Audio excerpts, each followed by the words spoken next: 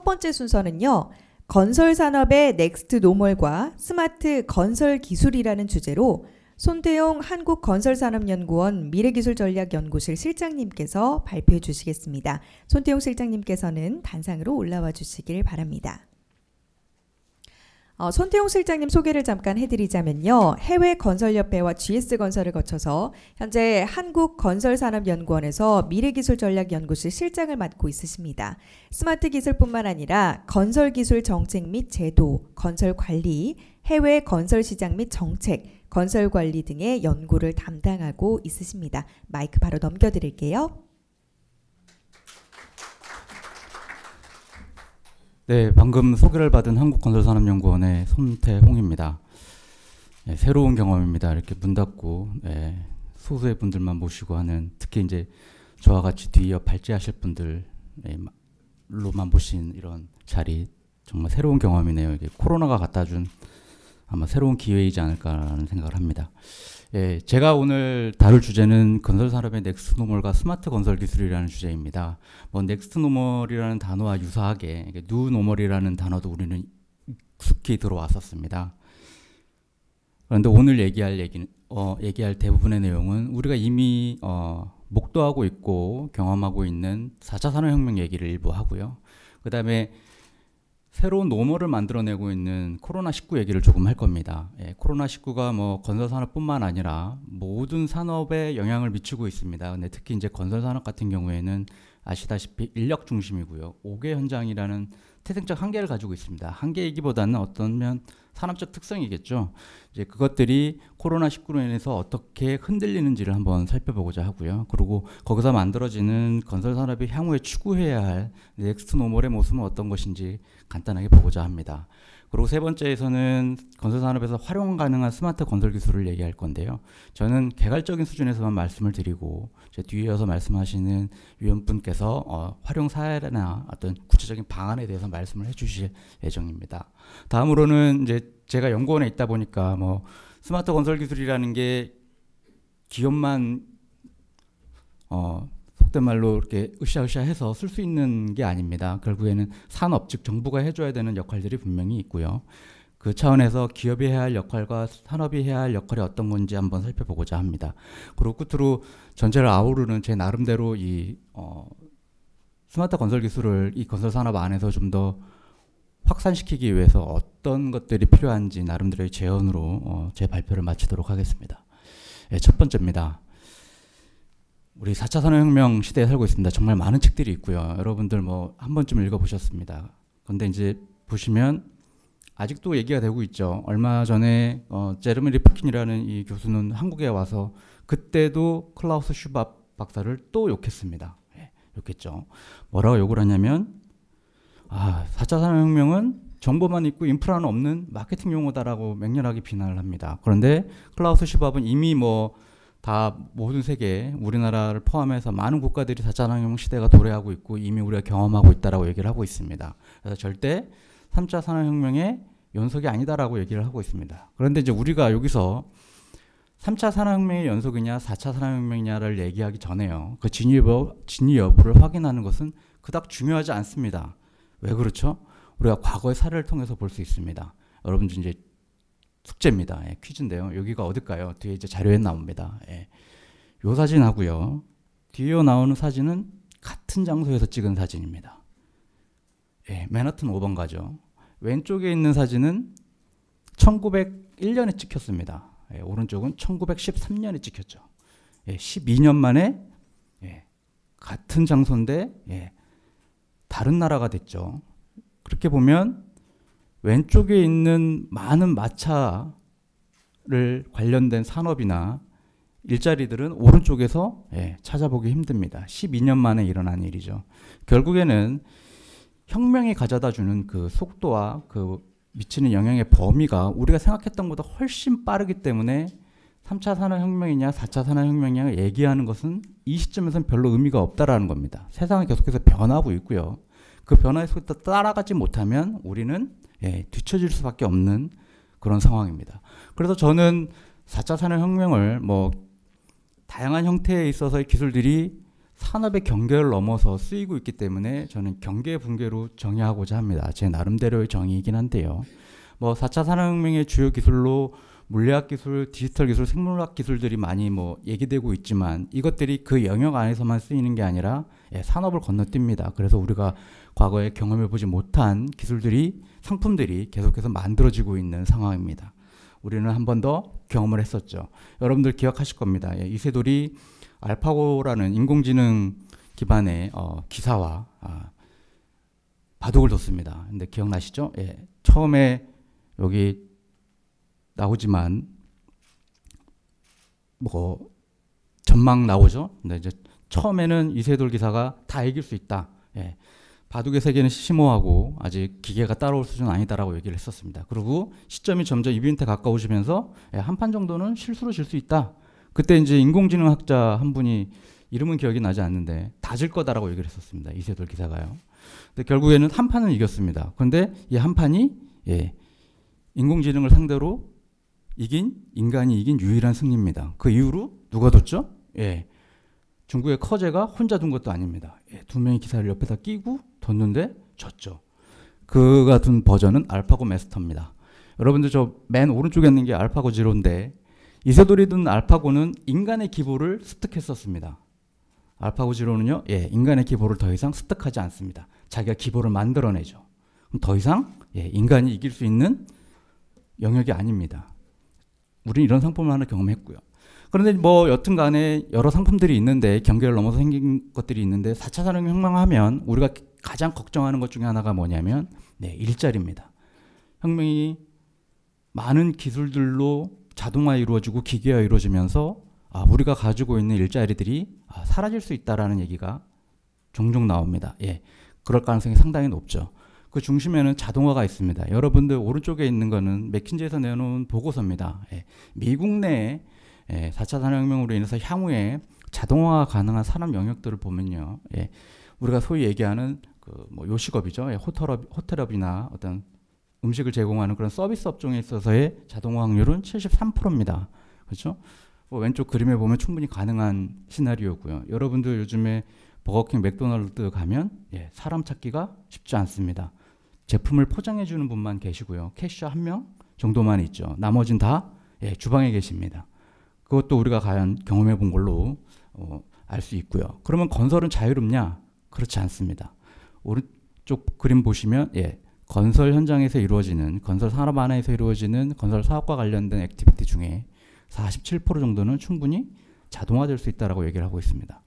자동화되면요, 제 일자리도 위험하겠죠. 저는 글을 쓰고 연구를 하는 사람이지만, 뭐 알파고처럼 똑똑한 인공지능이 나와서 보고서를 쓰면 제가 따라갈 방법이 없습니다. 이 자동화라는 말 자체가 우리의 산업 참여자들한테 그렇게 가볍게만 다가오지 않는 이유는 거기에 있을 겁니다. 그러면 4차 산업혁명은 부정적인 영향만 있느냐? 그렇지 않습니다. 우리가 과거 1차부터 3차까지 경험해 봤습니다. 많은 일자리들이 사라졌지만 그만큼 또 많은 일자리들이 만들어졌습니다. 그리고 결국에는 전 세계의 경제 성장, GDP는 계속해서 성장을 했고요. 생산성은 과거보다 급격히 좋아졌습니다. 이게 하나의 긍정적인 영향이죠.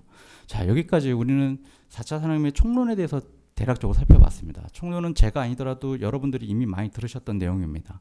이제 좀 더 건설 산업 안에서 4차 산업혁명이 어떻게 영향을 미칠 거냐를 보기 위해서는 이제 우리 강론으로 들어가야 되는데요. 제가 이 강론을 끌어들이기 전에 만약에 코로나19가 없었다면 아마 이렇게 하고 바로 스마트 건설 기술로 들어갔을 겁니다. 넥스트 노멀이 어떤 건지 그런 형태를 보여드렸을 텐데 우리가 또 다른 이벤트를 하나 만들었습니다. 비포와 애프터로 확실히 구분되는 시대가 하나 만들어졌죠. 제가 모두에도 잠깐 말씀드렸지만 뉴노멀과 올드노멀이라는 개념 자체는 우리가 글로벌 금융위기를 2008년부터 겪으면서 만들어진 개념입니다. 그 금융위기 이후에 전 세계 경제 성장률은 2% 정도 하향 조정됐고요. 최근에서 조금 높아지긴 했지만 그래서 저는 고성장 시대라고 얘기를 하고요. 그 이유는 저성장 시대로 얘기를 하고 있습니다. 그래서 저희가 얘기할 때 뉴노멀이라고 얘기를 하죠. 그런데 우리가 완전히 또 다른 노멀을 만들어내는 이벤트를 겪고 있습니다. 여러분 이게 1월 20일 날 코로나 바이러스가 중국에서 처음 터졌을 때입니다. 정확하게 날짜로 따지면 12월 29일이고요. 19년이었죠. 그때 첫 번째 환자가 확진됐습니다. 그러던 것이 이렇게 됐죠. 지금 5월 1일 기준입니다. 오늘 제가 확진자를 보니까요. 전 세계 530만 명의 확진자가 걸렸고요. 사망자가 35만 명입니다. 전 세계 185개국에서 확진자가 발생하고 사망자가 발생한 상황이죠. 영향이 뭡니까? 현재 하루에 평균 5,500명 정도씩 세계에서 죽어나갑니다. 사망자가 발생하고 있는 상황이죠. 뭐 지역별로 좀 줄어들었다 뭐 하는 얘기도 있지만 여전히 코로나19는 현재 진행형입니다. 결과 어떻게 됐습니까? 지금까지 미친 영향만 보더라도 현재도 진행형이지만 전 세계 모든 국가들이 락다운을 실시했습니다. 락다운의 실시는 뭡니까? 모든 수요와 공급을 동시에 위축시키는 그런 영향을 낳고 있습니다. 여러분들 왼쪽에 그래프 보시면 텍사스 서부 중진료 가격입니다. 한때 마이너스를 찍기도 했었습니다. 그렇죠? 돈을 주고는 석유를 팔 수 없는 상황인 거죠. 그리고 전 세계 모든 경제 전망을 하는 기관들이 코로나19의 장기화에 따라서 세계 경제 성장 전망률을 모두 다 하향 조정했습니다. IMF 같은 경우에는 뭐 마이너스 3%를 얘기하고도 있죠. 그러면 이런 락다운에 따라서 건설 산업은 전혀 영향이 없었냐? 그렇지 않습니다. 일부 건설 현장에서는 현장도 다 폐쇄됐고요. 왜냐하면 이동 중지에 돼야 되고 해외 건설 같은 경우에는 외국 인력이 들어와야 되는데 입국 제한을 실시했습니다. 그리고 제가 말씀드렸지만 건설 산업은 전형적인 사람들 노동 집약적 산업입니다. 그런 생산 방식을 가지고 있고요. 그렇기 때문에 사람 없이는 건물에 올라가지 않는 그런 특성을 가지고 있죠. 그래서 산업이 많다 보니까 이런 팬데믹으로 선언된 전염병에 대해서 상당히 대처하기가 어렵습니다. 사람이 없는데 무슨 생산을 합니까? 그러다 보니까 이 코로나19가 장기화될 수 있고 이것이 언제 끝날지 모르고 또 다른 전염병이 생길 수 있다라는 그런 분석들이 나오면서 건설 사업 안에서 이제까지 없었던 리스크 요인이 생긴 겁니다. 코로나19와 같은 전염병이 완전히 상시 위험 요인으로 작용을 하게 된 거죠. 그러다 보니까 최근에는 무슨 얘기가 나오냐면 뭐 전염병으로 인해서 얻은 4차 산업혁명이라는 새로운 기술의 도입에 따른 거든 이제는 모듈러 드론 우리가 얘기하는 스마트 건설 기술의 활용이 지금보다 더 확대될 거라는 얘기가 있고요. 또 하나는 근로자의 안전, 즉 현장에서 이루어지는 노동자에 대한 안전과 보건 이런 부분에 있어서 현장 관리가 좀 더 강화될 거라는 얘기가 있습니다. 그리고 사업 수행이나 환경 방식의 변화도 계속해서 이루어질 겁니다. 여러분들 우리가 지금 하고 있는 소셜 디스턴싱이 언제까지 이어질지는 솔직히 예단하기 어렵습니다. 종식 이후에도 계속해서 이어질 가능성이 상당히 높은 것으로 우리가 보고 있기 때문에 그런 것들이 건설 산업 안에서도 어떤 형태로든 영향을 미칠 것으로 보여집니다. 그래서 저는 4차 산업혁명이 건설 산업의 어떤 넥스트 노멀을 만들기 위한 시작점이라면 코로나19는 하나의 모멘텀이 된다고 봅니다. 그것이 결국에는 이제 넥스트 노멀을 만들어내는 건데요. 그러면 건설 산업의 넥스트 노멀은 어떤 거냐?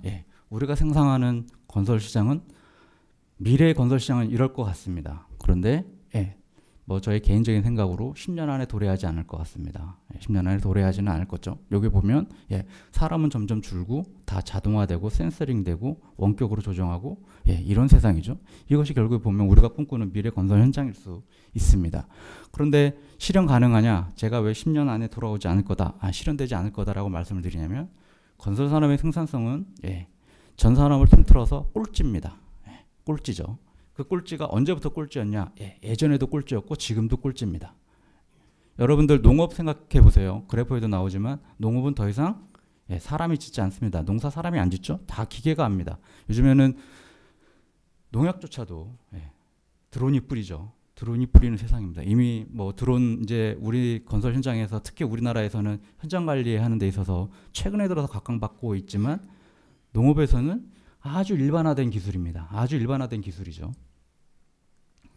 그럼 생산성이 왜 이렇게 낮으냐? 이 그래프 보시면 건설 산업은 직접 생산하는 데 드는 소요 시간은 상대적으로 적고요. 생산하기 위해서 대기하고 생산을 다시 잘못해서 재생산하는 시간들, 즉 버려지는 시간이 전체 사업의 57% 정도 된다라고 얘기를 하고 있습니다. 이런데 어떻게 생산성이 높을 수 있습니까? 그 중심에는 뭐가 있다고 제가 자꾸 말씀드리죠. 5개 현장입니다. 사람 중심이죠. 또 하나는 뭐냐면 디지털화 수준입니다. 뭐 4차 산업혁명이 디지털 혁명의 시대라고 얘기하고 디지털 전환이 이루어져야 된다고 얘기를 하고 있는데 건설 산업은 타 산업에 비해서 디지털화 수준이 상당히 낮은 그런 현황입니다. 그러다 보니까 저는 이 그래프를 볼 때, 이 그림을 볼 때 그러면 건설 산업은 기술 측면에서 봤을 때 1차 산업혁명에서 4차 산업혁명을 구분해 보면 어느 위치에 있을까라고 했을 때 저는 3에다가 놓지를 못하겠습니다. 건설 산업이 과연 3차 산업혁명 수준에 맞는 기술 경쟁력을 가지고 있느냐, 기술 활용 정도를 가지고 있느냐라고 스스로 자문해 보면 아닌 것 같습니다. 아직도 3차 산업혁명 초기 정도 수준이지 않을까라는 생각을 합니다. 그 이유는 뭐냐? 다양한 기술들이 이미 우리 주변에 있습니다. 여러분들 뭐 빔, 개념적으로 정리된 것 뒤에도 나오지만 1985년도에 처음으로 소프트웨어가 나왔습니다. 빔 정말 오래된 얘기고요. 우리나라 공공사업에서도 이제 뭐 좀 해보겠다고 얘기하고요. LH에서도 전면적으로 실행하겠다고 얘기를 하고 있는데 학계에서도 그렇고 연구에서도 그렇고 빔에 대한 활용 가능성이나 장점 이런 부분들에 대해서는 10수년 전부터 계속해서 어필이 되어 왔었습니다. 그런데 현실에서는 쓰이지 않았죠. 이런 다양한 기술들 다 우리가 경험해보고 있습니다. 그렇죠? 모듈화 최근에 우리나라에서 정말 핫한 기술이긴 하지만 모듈이라는 개념 자체도 프리팹이라는 개념 안에서 정말 오래된 개념으로서 건설 산업 안에서는 이미 뭐 해외 시장에서는 상당히 많이 쓰이고 있지만 우리나라는 이제 걸음마 단계고요. 3D 프린팅이나 다른 스마트 관련 자재들도 이미 우리가 경험해 본 바가 있습니다. 결국에는 이런 기술들이 쓰이지 않고 있다라는 거거든요. 충분히 활용 가능하고 장점이 있음에도 불구하고 쓰이지 않고 있다라는 겁니다. 그것은 뭐 뒤에도 나오지만 건설기업만의 잘못이냐? 그렇지 않습니다. 건설기업이 시장 안에서 수익성이 확보되고 범용성이 확보되지 않은 기술들을 가져다 쓴다? 쉽지 않은 얘기입니다. 건설 산업뿐만 아니라 다른 산업에서도 마찬가지죠. 그러다 보니까 뭐 핫한 기술에 대해서 안 쓰고 있는 기업들이 훨씬 더 많습니다. 드론, 뭐 대우건설, 태영건설, 포스코건설, 뭐 다 정말 뭐 GS건설 우리나라의 상위 10평으로 따지면 한 20위 안에 있는 기업들은 이미 이제 드론에 대해서 관심을 많이 가지고 있지만 우리 그 외에 정말 많은 작은 기업들이요. 전문 건설 기업들까지 포함해서 보면 잘 모르거나 활용하지 않는 비중이 현격히 높습니다. 모듈러요? 더하죠. 모듈러도 이미 이제 대형 건설 기업들은 조금 더 관심을 갖고 있고 뭐 GS건설 같은 경우에는 해외 시장을 조금 해보기 위해서 세계 모듈러 업체를 M&A 하기도 했습니다. 뭐 그런 차원에서 보면 대기업 안에서는 이 기술의 활용이나 활용 방식이나 이런 데에 대해서 관심을 많이 가지고 있지만 앞서도 말씀드린 바와 같이 전문 건설 기업들 같은 경우에는 아직은 준비되지 않은 것으로 보여집니다. 그래서 타 기술들도 다 보시면 기술에 대한 인지도와 활용도 수준을 보면 현격한 격차를 보입니다. 저는 이거를 기술 간극이라고 부르는데요. 이 간극을 어떻게든 좁히든 유지하든 서로 다른 어프로치가 있지 않으면 계속해서 유지될 거라는 겁니다. 결국에는 기술 모형 주기 안에서 우리나라의 일부 대형 건설 기업들, 소위 말하는 뭐 드론이든 모듈러든 어떤 형태의 스마트 건설 기술을 활용하고 있다라는 일부 기업들은 아마 얼리 어댑터 정도의 끝자락에 있을 겁니다. 끝자락에 있을 거고요. 그 나머지 기업들은 레인 머저리티에 있을 거죠. 이 의미는 뭡니까? 기술 인지도도 낮고요. 활용하지도 않고 활용 계획에 대해서도 아직 수립되지 않거나 대단히 부정적으로 보는 그런 그룹들인 거죠. 결국에는 이 두 개의 그룹이 있는데 이 두 개의 그룹에 대해서 한 가지 어프로치로 해결하려고 든다면 솔직히 우리가 얘기하고 있는 스마트 건설 기술의 활용 확산은 쉽지 않을 가능성이 상당히 높습니다. 그렇기 때문에 결국에는 우리가 얘기하고 있는 스마트 건설의 어떤 새로운 모습은 결국에 건설 산업에 추구해야 할 하나의 생태계일 텐데요. 결국 보면 뭐 기술뿐만 아니라 산업의 참여자들이 한꺼번에 다 모일 수 있는 그런 형태의 생태계 구성이 무엇보다 중요합니다. 그것은 결국에는 플랫폼 위에 얹어져야 하는 거고요. 조금 더 뜯어보면 하나의 핵심 중에 하나는 오프사이트 컨스트럭션이죠. 결국에는 지금 우리가 목도하고 있는 코로나19 때문이라도 현장 중심에서 점점 사전 제작 방식으로 건설 산업은 이동할 겁니다. 어제 제가 모 기자분한테서 전화를 하나 받았는데 요즘에 건설노조 얘기가 상당히 많이 나오고 있습니다. 건설 노조에 대해서 기업들이 피해를 받고 있다라는 얘기를 많이 하고 있는데 그걸로 인해서라도 OSC로의 전환 추세가 확산되지 않을 거냐? 예, 뭐 그것도 하나의 요인으로 저는 작용할 수 있을 거라고 봅니다. 왜냐하면 결국에는 그런 것들이 생산성을 떨어뜨릴 수 있는 요인 중에 하나로 작용할 수 있기 때문에. 그런데 이제 제가 모두에도 잠깐 말씀드렸지만 4차 산업혁명의 도래나 어떤 새로운 기술의 도입이 일자리를 감소시킬 수 있다는 측면에서 보면 그 안에서 일어나는 그 과정에서 일어나는 많은 소음들이 어떻게 해결되는지도 상당히 중요할 것 같습니다. 두 번째는 생산성의 개선입니다. 결국에는 생산성 형성이 가능한 모든 기술들이 계속해서 적용되는 것으로 확대될 거고요. 그리고 결국에는 그것은 사업의 기획에서부터 운영, 유지, 보수 단계까지 계속해서 통합화 작업이 이루어질 겁니다. 그 통합화 작업 안에는 뭐 빔이든 어떤 형태든 플랫폼이라는 형태의 기술이 들어오고요. 그 위에 그 사업에 참여하는 모든 참여자들이 한 판에 얹어진다면 통합도 가능할 것으로 예상이 됩니다. 그것은 결국에는 건설 산업이 기존에 가지고 있었던 전통적 방식에 있어서 상품뿐만 아니라 건설 산업 안에서의 상품이라고 여겨지지 않은 것들로의 확산도 가능할 것으로 예상이 됩니다. 스마트 건설 기술입니다. 스마트 건설 기술 같은 경우에는 뭐 뒤에서 설명해 주실 발제자분께서 더 설명을 잘 해주시겠지만 뭐 제가 가장 먼저 시급하다고 얘기하고 있는 거는 빔입니다. 뭐 빔 정말 오래된 얘기고요. 빔의 장점은 저보다 여러분들이 훨씬 더 잘 아실 것으로 예상이 됩니다. 사업의 기획에서부터 운영 유지, 철거까지 다 데이터 접근이 가능하고요. 데이터 접근이 가능하다라는 말은 그 사업 안에 참여하는 참여자들이 언제든지 액세스가 가능하다라는 의미입니다. 그러기 위해서는 건설 산업 안에서 우리나라만 놓고 보더라도 많은 발주 제도들이나 이런 것들이 개선되고 바뀌어져야 하겠죠. 두 번째는 모듈러입니다. 모듈러 교과서적으로는 이렇습니다. 여러분들 시공 단계에 있어서 공개 단축이 가장 가능하던 개념으로 여겨지고 있는데 우리나라에서는 이제 LH하고 한국건설기술연구원에서 시범 사업을 2개인가 3개인가 하고요. 이제 초고층 사업으로 13층짜리 사업을 추진하는 것으로 알고 있습니다. 그런데 여러분들 미국에 가보시면 41층짜리 초고층 빌딩도 모듈러 방식으로 지어진 게 있고요. 그리고 미국의 메리어트 호텔 같은 경우에는 호텔을 모듈러 방식으로 일부를 짓고 있습니다. 물론 그들이 이런 공개 단축으로 해서 공사비를 세이빙하느냐? 그렇지는 않습니다. 아직은요. 왜냐하면 모듈러에 적합한 인력이나 그런 생산 시스템이 미국조차도 아직 갖춰지지 않은 상황이고요. 그러다 보니까 아직까지 우리가 교과서상에서 배우는 이론상으로 나타나는 모듈러 공법의 장점이 현실의 건설 산업 안에서 건설 사업 현장에서 나타나고는 있지 않습니다. 아직 테크닉 코드가 부족한 상황이고요. 그런데 이제 여튼간에 모듈러 관련된 기업이나 비즈니스 확대는 계속해서 이루어질 것으로 예상이 됩니다. 이 기업 어떤 사진이신지 아시겠나요? 코로나19로 중국이 환자가 급증할 때 병상 맞는 겁니다. 10일 만에 만들었죠. 모듈러가 이걸 할 수 있다라고 보여준 겁니다. 우리나라는 가능할 거냐? 저는 솔직히 자신 없습니다.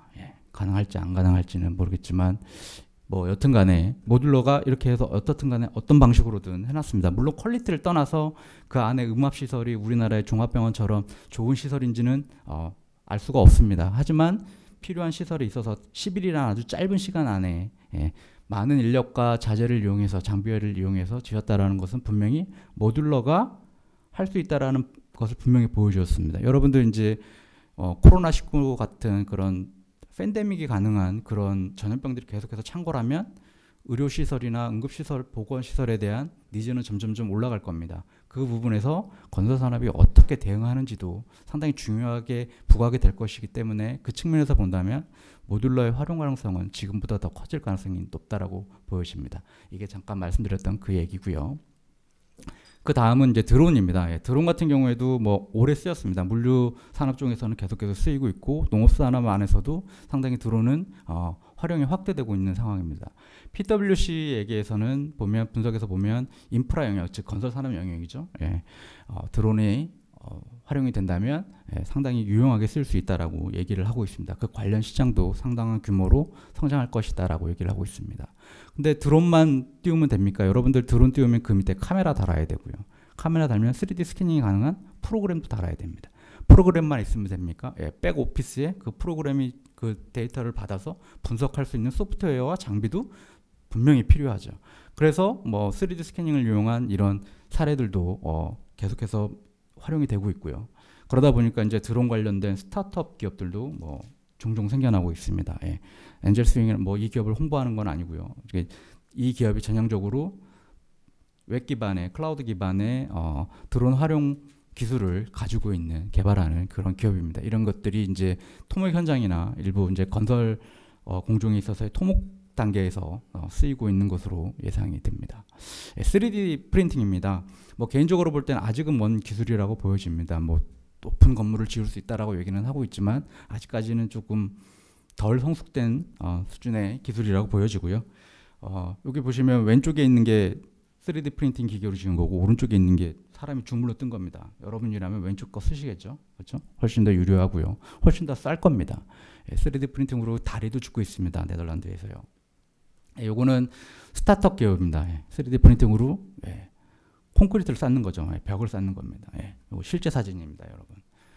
뭐 이런 기업들도 있다라는 거 우리가 몰랐던 기업들이지만 이런 기업들이 과감하게 건설 산업에 도전장을 내밀고 있는 상황이죠.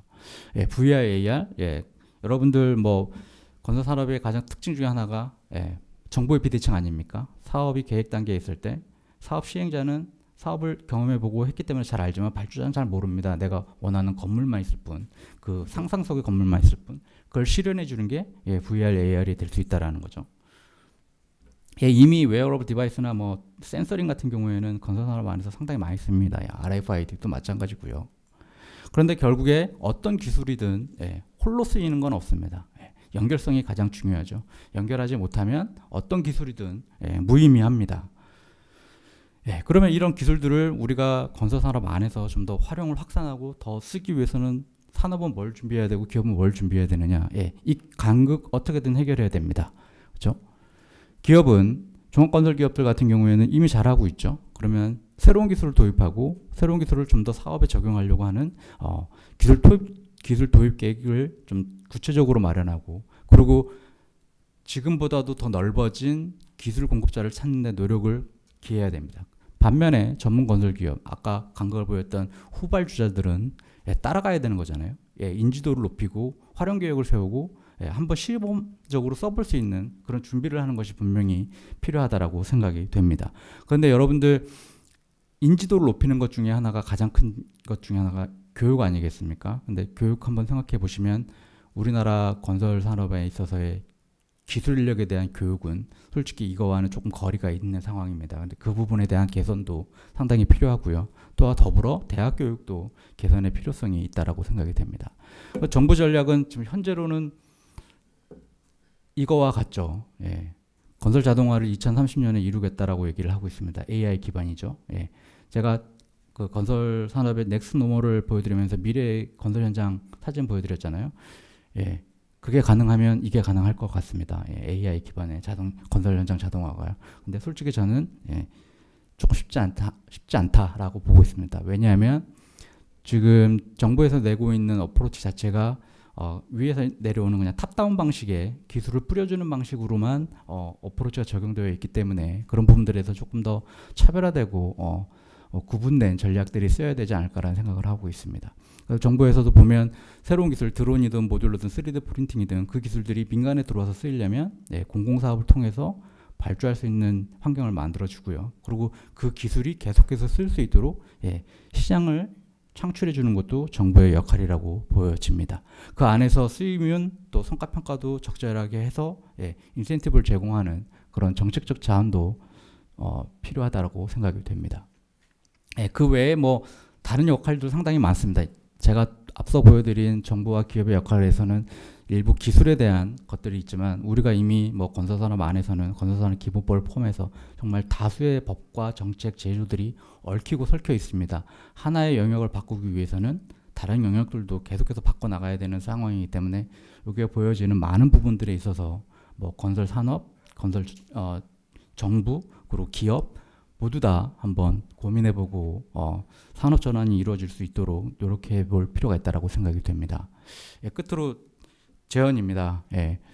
뭐 건설 산업의 넥스트 노멀, 그럼 뉴노멀하고 어떻게 다르냐? 예, 저는 개념적으로 뉴노멀은 예, 그냥 어느 한 시점에서 지난 이유는 다 뉴노멀입니다. 근데 넥스트 노멀은 예, 계속 넥스트 노멀이 생기죠. 우리가 코로나19가 생겨서 건설 산업이 어떻게 변할 거라고 생각하지는 않았습니다. 그렇죠? 그리고 이 코로나19가 이번에 끝나고 또 다른 전염병이 일어날지 모르는 거고요. 또 다른 어떤 형태의 사업 리스크가 생길지 모르는 상황입니다. 그렇기 때문에 우리는 계속 넥스트 노멀을 준비해 나가는 그런 것들이 필요하고요. 그 안에 어떻든 간에 건설 정책 방향을 조금 명확하게 하는 게 필요하고, 지금도 뭐 저는 개인적으로는 뭐 나쁘지 않다라고 보는데 예, 거버넌스 구축하는 것이 상당히 필요하다라고 생각이 됩니다. 그리고 규제 개선은 뭐 건설 산업의 어떤 지속 성장 가능성을 위해서라도 계속해서 유지되어야 한다는 생각이 들고요. 그리고 앞에서도 잠깐 언급됐지만 첨단 기술을 활용하기 위해서 좀 지원도 지금보다는 확대될 거라고 생각이 됩니다. 끝으로 인력 양성의 문제도 뭐 학교나 그리고 업계나 다 한번 같이 고민해보고, 건설 산업이 새로운 기술을 쓰고 넥스트 노멀을 만들어가는데 어떤 형태의 기술과 지식과 역량을 겸비해야 되는지 고민해보고 거기에 따른 교육 시스템을 만드는 것이 중요하지 않을까 생각을 합니다. 예, 제 발표는 이걸로 마치겠습니다. 감사합니다.